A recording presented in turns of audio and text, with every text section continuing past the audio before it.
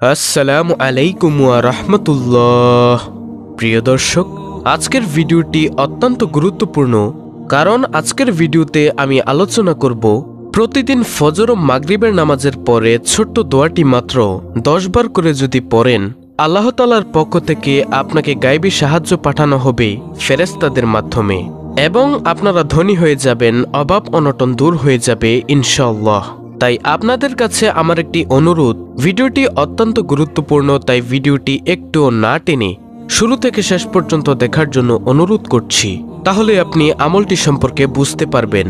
প্রিয় দর্শক, মানুষের জীবনে নানা ধরনের সমস্যা আপতিত হয়, তখন মানুষ কষ্ট পায়, দুঃখ ব্যথায় জর্জরিত হয়, কেউ কেউ বিপদে ধৈর্য হারিয়ে দিশেহারা হয়ে পড়ে, কারো কারো স্বাভাবিক জ্ঞান বুদ্ধিও লোপ পায়, কি করবেন ও কি করা উচিত তা নির্ণয় করতে পারেন না।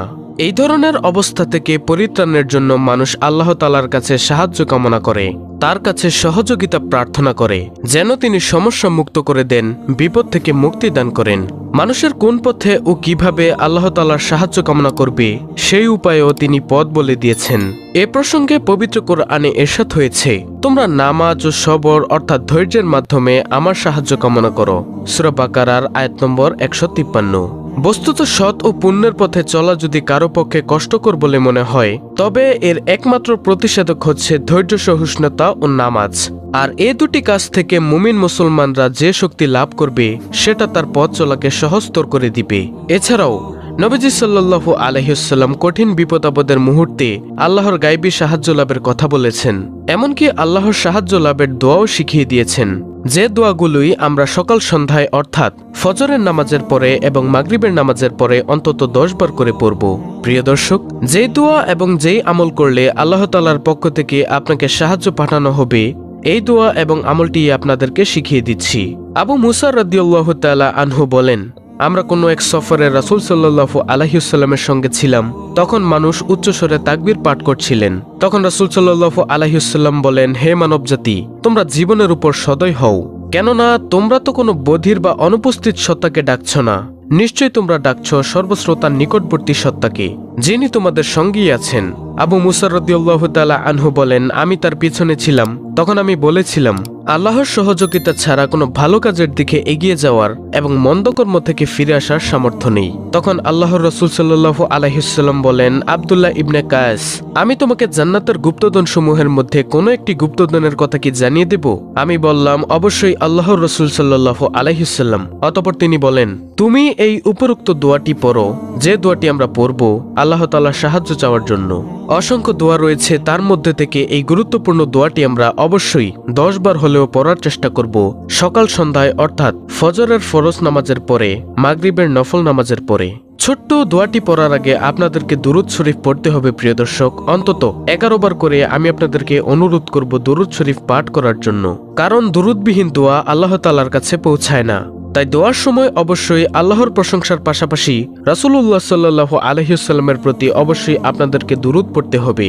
হাদিসে এসেছে, হযরত আনাস রাদিয়াল্লাহু আনহু থেকে বর্ণিত, রাসূলুল্লাহ সাল্লাল্লাহু আলাইহি ওয়াসাল্লাম বলেছেন, যতক্ষণ রাসূলুল্লাহ সাল্লাল্লাহু আলাইহি ওয়াসাল্লামের উপর দুরূদ পড়া না হবে, ততক্ষণ তা বাধাগ্রস্ত অবস্থায় থাকবে, অর্থাৎ এই দোয়া আল্লাহ তাআলার কাছে পৌঁছাবে না এবং এই দোয়া কবুল করা হবে না। তাবরানী শরীফে হাদিসটি এসেছে। তাই প্রিয় দর্শক, আমরা ছোট্ট দোয়াগুলো পড়ার আগে অন্তত 11 বার করে এই ছোট্ট দুরূদ শরীফগুলো পড়ে নিব ইনশাআল্লাহ।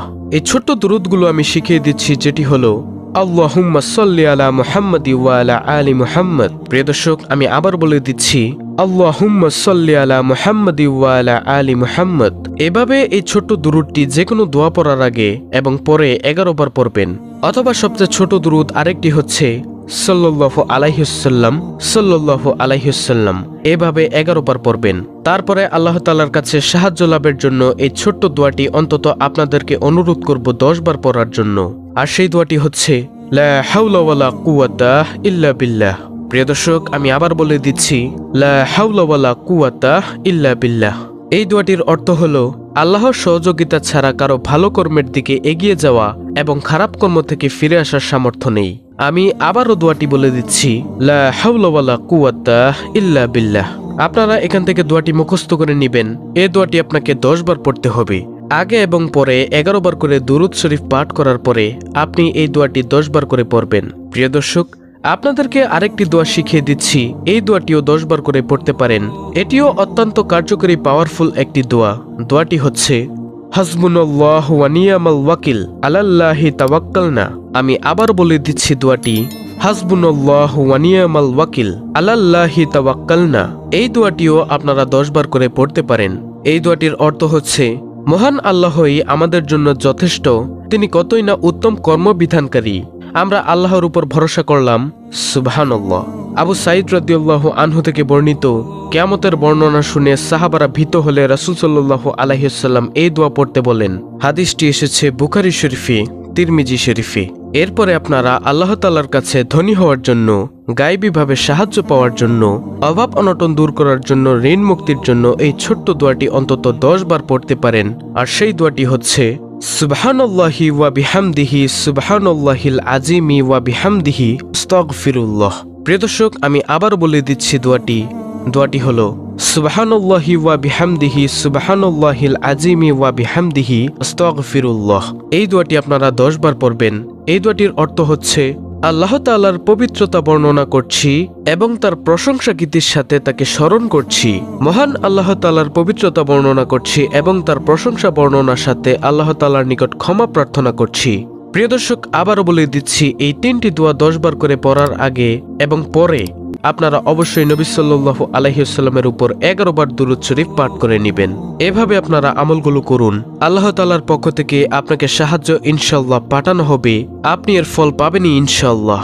যারা আমলটি করবেন তারা একটি নিয়ত করে ফেলুন, সহিহ একটি নিয়ত করে ফেলুন, যেন আল্লাহ তাআলা আপনাকে আমলটি করতে সাহায্য করেন এবং অবশ্যই আল্লাহ তাআলা যেন আপনাকে গায়বী সাহায্য দান করেন। তো প্রিয় দর্শক, এই ছিল আজকের আমলের ভিডিওটি অত্যন্ত গুরুত্বপূর্ণ। ভিডিওটি যদি আপনাদের কাছে ভালো লেগে থাকে তাহলে নতুন দর্শক হয়ে থাকলে অবশ্যই চ্যানেলটিকে সাবস্ক্রাইব করে বেল বাটন অল বাজিয়ে দিবেন।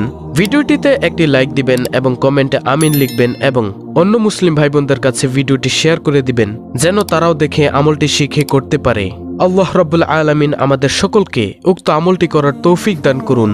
আমিন।